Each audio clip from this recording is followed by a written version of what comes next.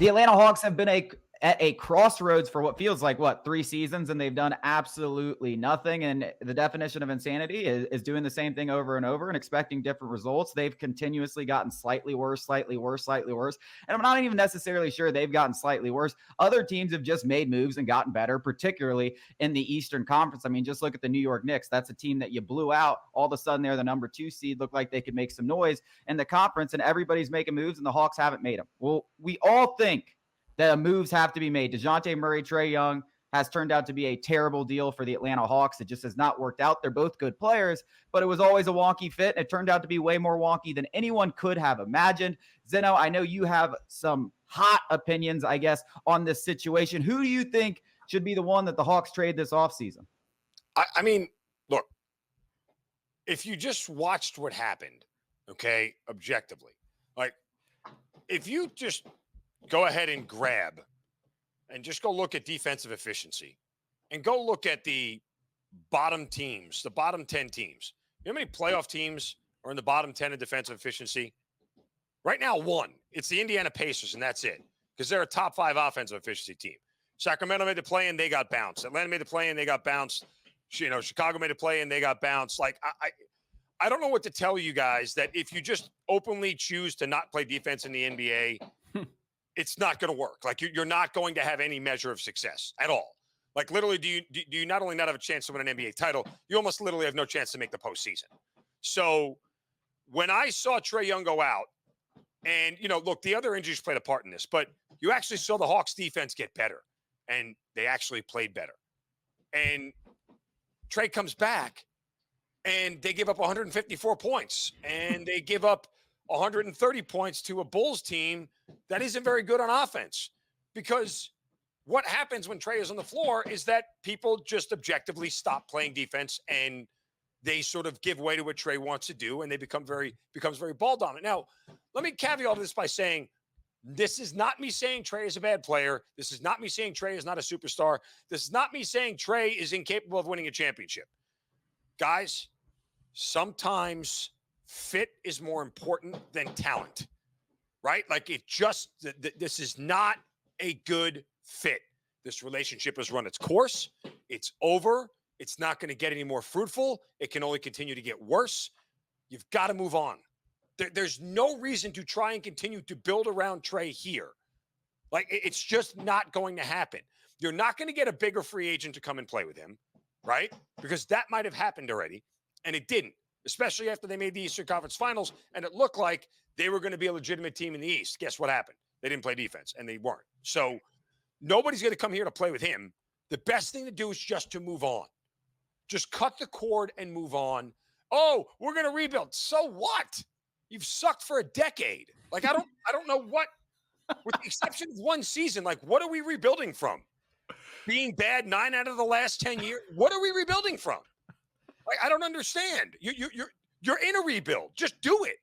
So, DeJounte, I think, is an excellent piece to keep. But I got to tell you guys, I wouldn't even go Oklahoma City. Get rid of it. Jalen Johnson is the only dude you keep, and a Okongwu, and just move on. Like, just start from scratch.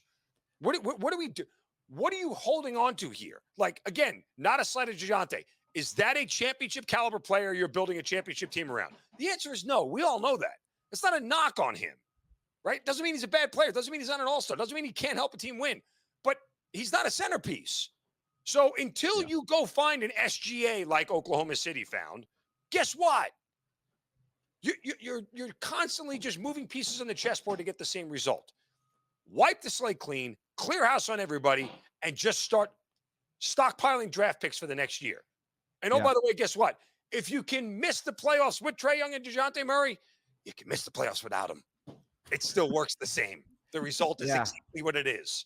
Yeah, I mean, I don't necessarily think tearing the whole thing back down. I mean, I've been saying an implosion's coming for 2 years now, and that Trae Young will probably eventually get it traded, even though, it sucks. As a Hawks fan, you did see that glimmer of hope. And I know there were a lot of things that went the Hawks' way in terms of injuries around the entire league to get to that point. And the Philadelphia 76ers just straight up imploding in front of our very eyes, and Ben Simmons turning into literally me out there.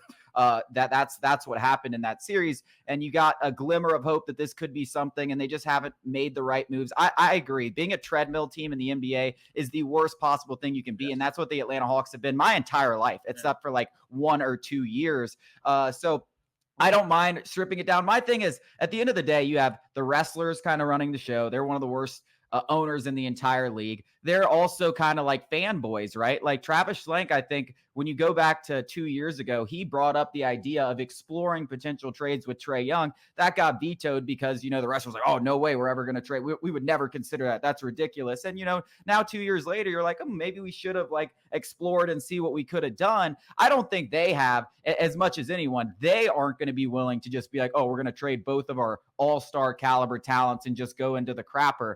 So I think that's the biggest thing holding you back. And that's the biggest thing holding you back. If you want to keep both guys, or if you want to keep one guy and try to build around them, the biggest thing holding it back is you don't have enough experience in the front office with Landry Fields, Kyle Korver. And I know they just signed a guy from the Warriors, but no one with real GM experience. And then you have 2 owners that kind of get the final say over everything, that want to have their hands in the cookie jar constantly. So it doesn't really matter which direction they go, whether they want to blow everything up, whether they want to keep one guy, whether they want to keep both guys. There's just seems to be no like collaborative effort between guys that know what they're doing. So it's like, does it really matter? We're probably going to suck anyway. I think, Zinno, you bring up a good point. I don't think anybody who's saying the Hawks absolutely 110% should not blow it up is just not looking at things objectively. I don't want that to happen from a fan base or a fan perspective, because I want to watch competitive basketball. Whether it's the right decision in terms of long-term success, you could be absolutely right. But you know what that move, that decision takes? It takes guts. And you know what this organization doesn't have? They don't have guts. They've shown you time and time again, I don't care what you say, they will not put their money where their mouth is, per se, and they're going to do the safe thing. They're going to keep Trae Young because he's what puts butts in seats in State Farm. That's what Tony Ressler cares about. I think more than just winning. He's just, this is kind of like a pet project. He's got his Gulch project now, so that's, another box checked. I really don't think his top priority is winning a championship. So I think he's just going to stick with somewhat of the status quo. Trae Young, fill State Farm Arena, trade Dejounte Murray, because a factor in all of this that we haven't brought up, but is certainly something that's going to be in consideration, is Quinn Snyder. Quinn Snyder's voice has got to be the largest one in the room when it comes to, the executives and the owners. Is what do you need? What do you think you need? Having somebody sit in a booth who doesn't have to, be in way of the axe, it is fundamentally misleading in terms of how you should run an organization. Ask the guy whose job is on the line every single night what we should do. Who do you want? Do you want to blow it up? Do you want Trae? Do you want Dejounte Murray? I think if he said, I want them both, then you take a step back and he's like, okay, Quinn, we just saw that not work. But I think Quinn Snyder's voice has got to be the largest one in the room. It's funny. I got a chance to I was filling in on 92.9 at the beginning of the basketball season sometime before the holidays. And I was on the morning when Quinn Snyder came on. And I asked him about the defense, and an NBA coach openly said, well, we're never going to be a great defensive team. And I went, well, I appreciate you admitting that, but dear Lord, why would you ever admit that? Like, I wasn't mad at it, but like, how do you coach and just openly say, well, we're not going to be great on defense, so we're just not going to give a rip? Like, I'd say the same thing about the Falcons, Zinno, and you said, oh. Hold on.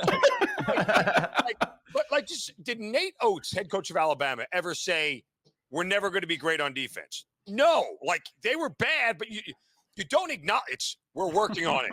We're trying to improve. Hey, we're getting better. Like, the idea that you were, and again, it just tells me the mindset. I'm not knocking it, but the mindset is that we're not going to play defense.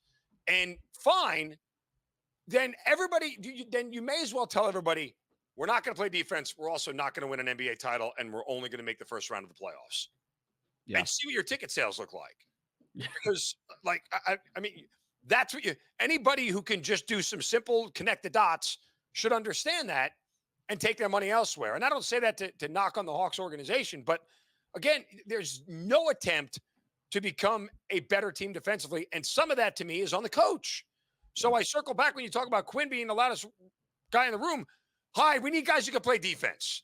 Let's start with those. Yeah. Oh, Oh, by the way, hey, Mr. Wrestler, yeah, Trae doesn't play defense, so maybe we should move on from him.